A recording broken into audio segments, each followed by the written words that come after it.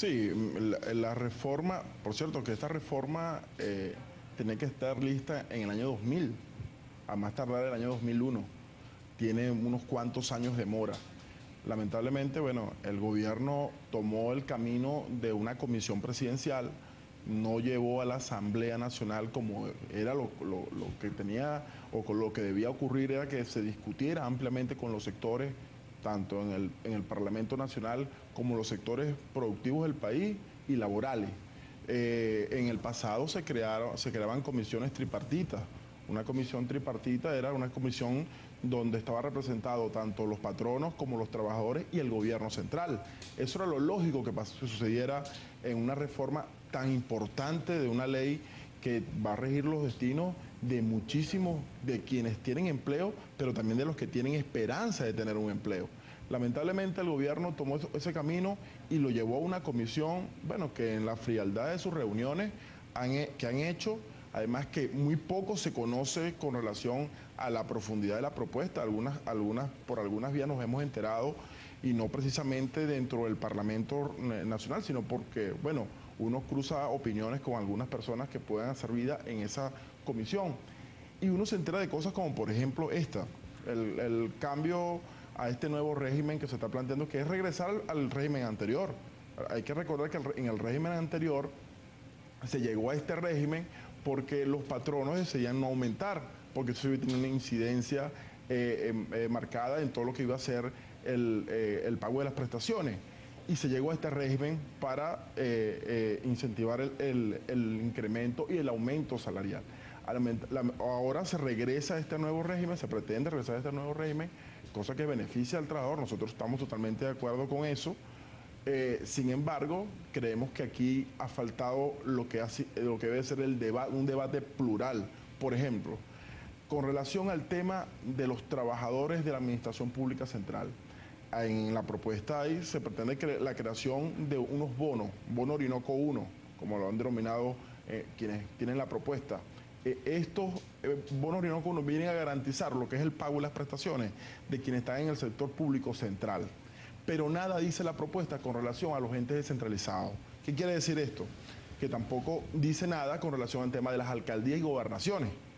Nosotros creemos que no puede haber una discrecionalidad para el pago de prestaciones sociales, para el paso del nuevo régimen, que a alcaldías y a gobernaciones que les va a afectar su presupuesto, lógicamente, porque tienes que liquidar con el último salario, eso incrementaría las prestaciones sociales. Una alcaldía, por ejemplo, te voy a colocar un ejemplo en Santana, allá en Anzoátegui, o colocar una como Libertad, San Mateo. Bueno, si en esta época electoral, si el alcalde no es de oposición o es de oposición y no es de afecto al gobierno, bueno, si hay discreción en ese decreto ley para quién le van a enviar los recursos de ese fondo Orinoco 1, bueno, eso va a causar en el caso del presupuesto de esa alcaldía un malestar porque no van a tener cómo cancelar el tema de las prestaciones sociales. Solo el ente nacional, pero todo el mundo sabe que acá hay empleados en cantidades en cada una de las alcaldías del país, en cada una de las gobernaciones. Entonces, ese poder discrecional que puede tener este decreto ley puede afectar miles y miles de venezolanos a lo largo y ancho de todo el territorio. Nosotros creemos que eso hay que revisarlo. Eso tiene que ser, si es un decreto ley, cosa que nosotros desde el punto de vista jurídico no compartimos. Nosotros pensamos que aquí se tenía que dar una discusión seria en el debate, en el seno de la Asamblea Nacional, que esta propuesta fuera conocida por empresarios, por trabajadores y también por quienes en este momento el gobierno, que es el único hasta ahora que de manera cerrada, de manera aislada, ha tenido la oportunidad de elaborar todo lo que es el decreto. Esto va a afectar mucho a todo lo que es la economía venezolana. El presidente había recibido estas facultades habilitantes, estos poderes habilitantes para legislar en materia social destinada de manera primordial a la atención de los damnificados y a la situación de emergencia generada por las lluvias. Así es. ¿Cómo es que se incluye en la lista la reforma a la Ley Orgánica del Trabajo?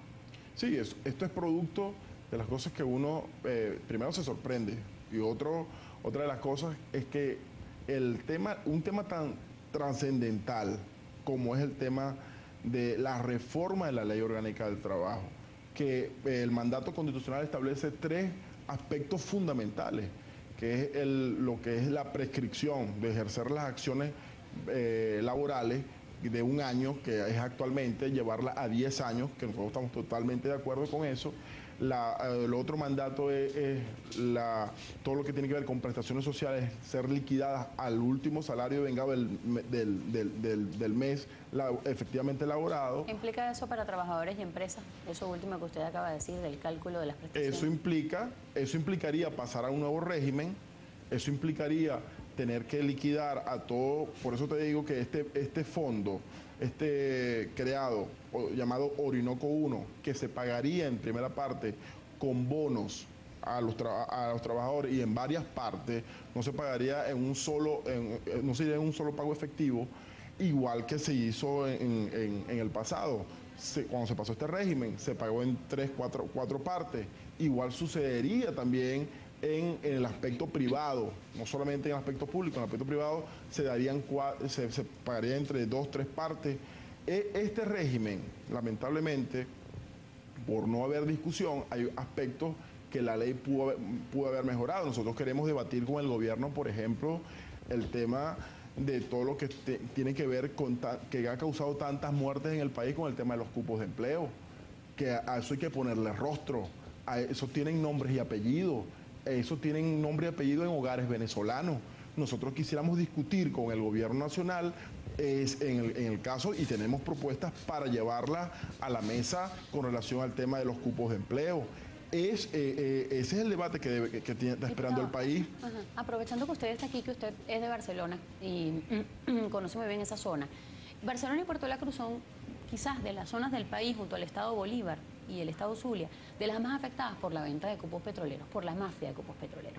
Mucha gente, incluso también la situación se está presentando en el caso de la construcción, que cada vez que una persona va a ejecutar una obra en un barrio, en una zona popular, tiene que rendirse a la voluntad de quienes manejan los cupos de empleo allí.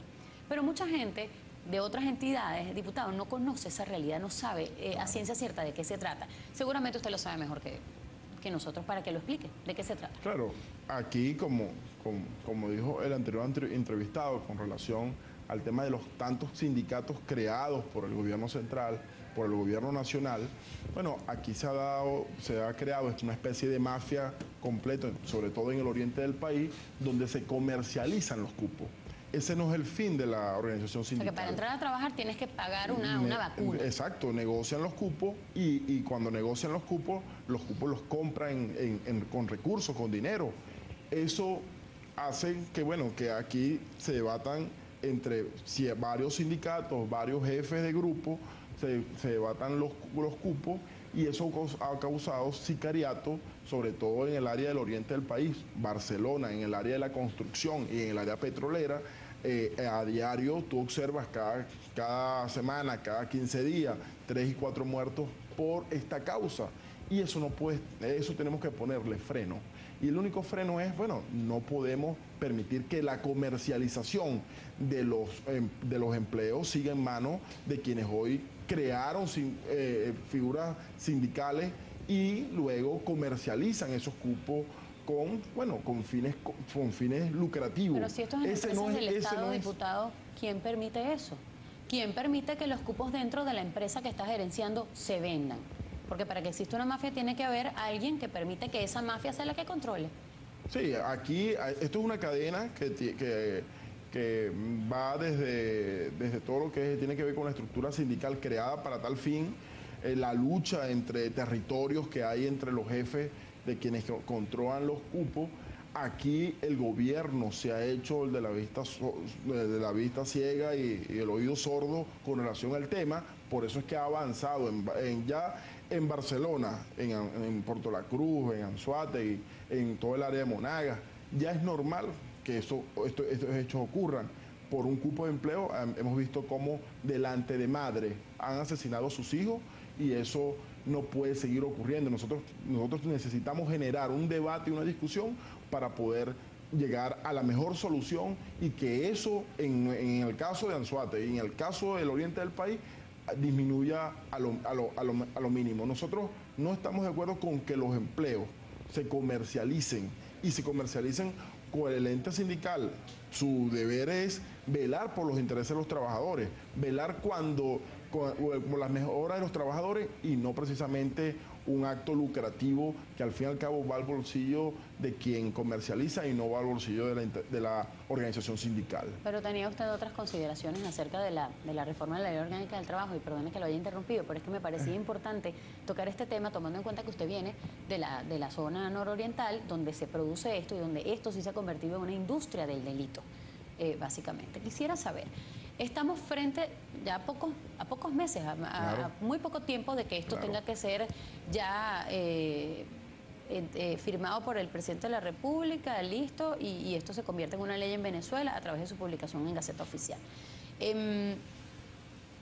¿Usted cree que sí va a haber un escenario de discusión posible como el que usted plantea, como el que usted solicita, como el que solicitan los empleados a través de los sindicatos, que acabamos de conversar con uno de ellos hace poquito, incluso hace unos minutos? Incluso el gobierno insiste en el tema de que las autoridades sindicales no son legítimas porque no se han sometido a procesos de elecciones, etcétera, como argumentos para no invitarlos y para no discutir. Bueno, el gobierno alega eso porque el gobierno en estos años es quien más ha creado sindicatos en empresas para competir a los sindicatos vigentes. Pero lamentablemente para el gobierno en muchos de los casos, los sindicatos al fin y al cabo tienen que terminar defendiendo al trabajador. Y muchos de estos sindicatos han terminado defendiendo al trabajador y se le han apartado al gobierno. Esa es la realidad que el gobierno no cuenta, pero hay que decirlo. Hay sindicatos que han sido creados por el gobierno en muchas empresas y terminan porque su fin óptimo para poder ganar elecciones, ellos tienen que defender a los trabajadores. Y lógico, eso los lleva a apartarse. Por eso es que quieren crear este tipo, otra figura dentro de la reforma de la ley orgánica. Entonces, para tratar de nivelar todo lo que ha sido, para ellos, todo el mundo sabe que ha sido una mala política, la política sindical del gobierno, no ha sido una política coherente, por eso el gobierno cada día más pierde respaldo en los sectores productivos del país, en los sectores laborales del país, y nosotros por eso es que nosotros queremos que la Asamblea Nacional, y por eso el diputado Alfredo Ramos acudió al Tribunal Supremo en representación de toda la alternativa democrática a solicitar que el debate de la Ley Orgánica del Trabajo, de la reforma de la Ley Orgánica del Trabajo, que es una de las más importantes, después de la Constitución Nacional, la Ley Orgánica del Trabajo de cualquier nación, de cualquier país, es la legislación más importante que tiene un Estado, y nosotros no podemos, en este caso, la Asamblea Nacional, que no ha tenido participación activa en todo lo que ha sido la elaboración de la propuesta, como esa de los empleados públicos. No podemos tener empleados públicos de primera, de segunda y de tercera. Los empleados, tanto de alcaldías como de gobernaciones, tienen que ser incluidos con relación al proceso de transición y al proceso de pagarle todo lo que es sus prestaciones sociales y no que queden para ver cuándo se les cancelan. Eso, el gobierno tiene una gran deuda social que también debe poner al día, debe realmente ponerse al día para poder pasar a un nuevo régimen, que es lo que nosotros y que todo el mundo quiere decir. Lo que pasa es que el gobierno le tiene miedo a la discusión. El gobierno no quiere ir a una mesa de debate. El gobierno no quiere ir a donde la gente, bueno, lleve propuestas claves como esta que afecta al oriente del país, de cómo eliminar lo que es la comercialización de los cupos de empleo en todo lo que tiene que ver con el sindicato, y en el caso de los sindicatos no pueden comercializar los empleos porque eso ha originado cantidades de muerte, y nosotros tenemos que velar porque eso realmente no siga ocurriendo en nuestro país. Yo tengo que despedirlo, diputado, porque se nos agota el tiempo, pero sí quería preguntarle una pregunta que mucha gente se hace: si habría algo que incluir allí acerca de la sumisión partidista, la adhesión partidista, como prácticamente el condicionante principal para mantener un puesto de empleo, sobre todo en el ámbito público. Que si no te pones la camisa de tal color, o si no manifiestas, o si no te vas a la marcha convocada por tu jefe para apoyar tal o cual cosa, que sabemos que eso ha ocurrido, esa denuncia nos ha llegado, si eso no estaría incluido allí, o no habría la posibilidad de que eso ocurra. En manos de la comisión que hoy en día tenemos, nunca lo van a incluir. Por eso es que lo importante de abrir un debate público, nacional, donde participen trabajadores, donde participe, más allá de los trabajadores, también participen los empresarios, participen también, en este caso el gobierno, una tripartita nacional que se debate y que el país entero puedan saber qué va a pasar con la reforma de la Ley Orgánica del Trabajo. Ahí se va a disminuir la jornada laboral. Nosotros, eso es otro de los mandatos también que establece la disposición transitoria número 4 de la Constitución Nacional. Hay puntos que el país debe conocer, que los empresarios deben prepararse. A los empresarios nadie les ha dicho, acá se habla de que una comisión, la comisión está debatiendo y que está representada con todos los sectores. Y no es así. Hay miembros de esa comisión que no pueden ni siquiera abrir la boca. Por ejemplo, yo tengo declaraciones de Miguel Pérez Abac, que forma parte de esa comisión, pero que también está en otro, pareciera que estuviera en otro rango. Pareciera que hubieran dos comisiones, una que toma decisiones y una que es para mantener como especie de una pluralidad de que sí se está hablando y se está debatiendo. Eso es lo que estamos viviendo y por eso nosotros le hacemos una invitación